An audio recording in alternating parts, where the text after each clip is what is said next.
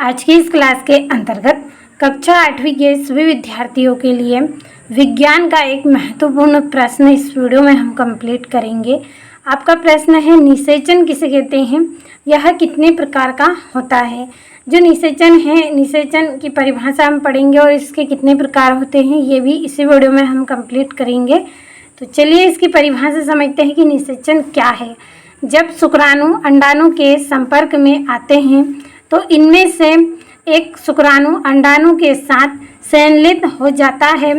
शुक्राणु और अंडाणु का यह संलयन निषेचन कहलाता है। तो जो निषेचन की प्रक्रिया है इसमें दो जनक की आवश्यकता हमें होती है। मैंने आपको पिछले वीडियो में लैंगिक जनन अलैंगिक जनन की परिभाषा पढ़ाई है, उसमें मैंने आपको बताया था कि जो लैंगिक जनन है उसमें दो जनक की आवश्यकता हमें होती है। उसमें नर जननांग और मादा जननांग होते हैं। निषेचन की क्रिया होती है, ये युग्मक का निर्माण करते हैं।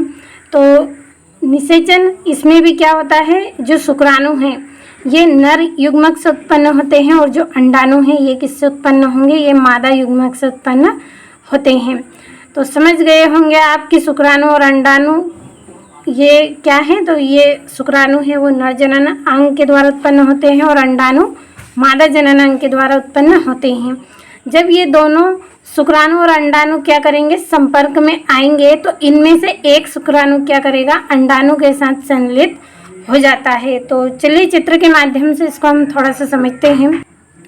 यहाँ से आप इस चित्र में देखिए कि ये वाली आप जो संरचना देख रहे हैं यहाँ पे, ये इस तरह से ये जो संरचना बनी हुई है ये सब क्या है, शुक्राणु है। ये यहाँ पे देख सकते हैं आप, ये इस तरह से ये जो तीनों हैं ये क्या है, शुक्राणु हैं। यहाँ पे लिखा भी है कि ये क्या है, शुक्राणु है। और यहाँ पे अब ये वाली जो संरचना है, ये वाली जो संरचना है यहाँ पे ये क्या है, आपकी अंडाणु है। क्या है ये संरचना, अंडाणु है। तो यहाँ पे देखिए जो शुक्राणु और अंडाणु है इनका निर्मोचन कैसे होता है, यानी कि किस तरह से ये संलयित होते हैं कि यहाँ पे अंडाणु पे ये जो शुक्राणु है वो क्या करेंगे, इस तरह से प्रवेश इसमें करेंगे और यहाँ पे अंडाणु के साथ क्या होगा, इनका निषेचन होगा, ये संलयित हो जाएंगे और संलयित होकर ये क्या करेंगे, आप यहाँ पे देख सकते हैं ये यहाँ से क्या करेंगे, ये दो केंद्रक इसमें यहाँ पे बन जाएंगे, यानी कि युग्मनज इसमें से बन जाएगा। तो ये यहाँ पे लिखा भी है संलयित केंद्रक या संलयित युग्मनज भी आप इसको बोल सकते हैं। तो समझ में आया होगा आपको कि ये यहाँ पे शुक्राणु है, ये शुक्राणु क्या है, यहाँ पे अंडाणु के साथ यहाँ पे क्या हो जाएंगे, संलयित हो जाएंगे और संलयित होकर क्या करेंगे, युग्मनज का निर्माण करेंगे। और जो शुक्राणु होते हैं ये लाखों में इनकी संख्या होती है, लेकिन कोई एक ही शुक्राणु अंडाणु के साथ संलयित होता है, क्योंकि ये काफ़ी ज़्यादा संख्या में होते हैं और इन तक अंडाणु तक पहुंचने में ये सब क्या है, नष्ट होते जाते हैं।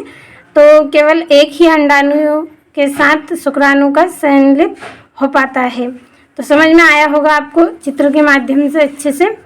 यहाँ पे मैंने बता दिया है आपको कि शुक्राणु किस तरह से होते हैं। इनमें पूंछ होती है, 3 हिस्से होते हैं। इसका जो सबसे ये वाला ऊपरी भाग है ये क्या है, इसका सिरा होता है, मध्य वाला भाग होता है ये, और ये वाला भाग इसकी पूंछ होती है। इस पूंछ के माध्यम से ये क्या करते हैं, गति करते हैं। तो समझ में आया होगा आपको। तो ये हो गई है आपकी निषेचन की परिभाषा।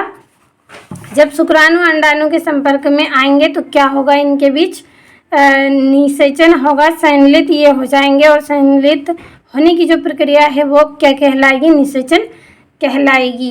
अब निषेचन कितने प्रकार का होता है, यह 2 प्रकार का होता है। पहला है आंतरिक निषेचन, दूसरा है बाह्य निषेचन। तो आंतरिक निषेचन किसे बोलते हैं, आंतरिक निषेचन जो मादा के गर्भ के अंदर होने वाली प्रक्रिया है उसे हम क्या बोलते हैं, आंतरिक निषेचन बोलते हैं। बाह्य निषेचन किसे बोलते हैं, जो मादा शरीर के बाहर होने वाली प्रक्रिया को क्या बोला जाता है, बाह्य निषेचन बोला जाता है। तो हेडिंग में ही इसका आंसर है, आंतरिक निषेचन यानी कि अंदर होने वाली प्रक्रिया और बाह्य निषेचन यानी कि बाहर होने वाली प्रक्रिया। इस तरह से आप इसको याद रख सकते हैं। तो आंतरिक निषेचन के अंतर्गत हमने लिखा है वह निषेचन जो मादा के शरीर के अंदर होता है, आंतरिक निषेचन कहलाता है। यह जो प्रक्रिया है आंतरिक निषेचन की मनुष्य में होती है, गाय में होती है, कुत्ते तथा मुर्गी आदि जीवों में आंतरिक निषेचन होता है। बाह्य निषेचन किसमें होता है? वह निषेचन जिसमें नर एवं मादा युग्मक का संलयन मादा के शरीर के बाहर होता है, बाह्य निषेचन कहलाता है। इसका उदाहरण यहाँ पे मैंने लिखा है मछली, स्टारफिश तथा जलीय प्राणी आदि। जो जल में रहने वाले जीव होते हैं उनके बीच में क्या होगा? बाह्य निषेचन होगा, क्योंकि जो मछली है, मछली क्या करेगी? जल में अंडे देती है, तो जल में जो मादा युग्मक जो मछली है वो क्या करेगी? अंडा से अंडाणु छोड़ेगी, और जो नर युग्मक होगा वो भी क्या करेगा? शुक्राणुओं को छोड़ेगा, और वहाँ पे क्या होगा? निषेचन की प्रक्रिया होगी, और निषेचन की प्रक्रिया के बाद क्या होगा? युग्मनज का निर्माण होगा। तो समझ में आपको आया होगा आंतरिक निषेचन, बाह्य निषेचन किसे कहते हैं? कि आंतरिक निषेचन वह निषेचन है जिसमें नर युग्मक और मादा युग्मक का संलयन मादा के शरीर के अंदर होता है, यानी कि गर्भाशय में इसका निषेचन होता है। ऐसी प्रक्रिया आंतरिक निषेचन कहलाती है। और बाह्य निषेचन किसे कहते हैं? वह निषेचन जिसमें नर एवं मादा युग्मक का संलयन मादा के शरीर के बाहर होता है, बाह्य निषेचन कहलाता है। ये यहाँ पे उदाहरण है, समझ में आपको अच्छे से आया होगा। तो यहाँ से आपको स्क्रीनशॉट के माध्यम से नोटबुक में नोट कर लेना है, और एग्ज़ाम के लिए बहुत ही इम्पोर्टेंट क्वेश्चन है।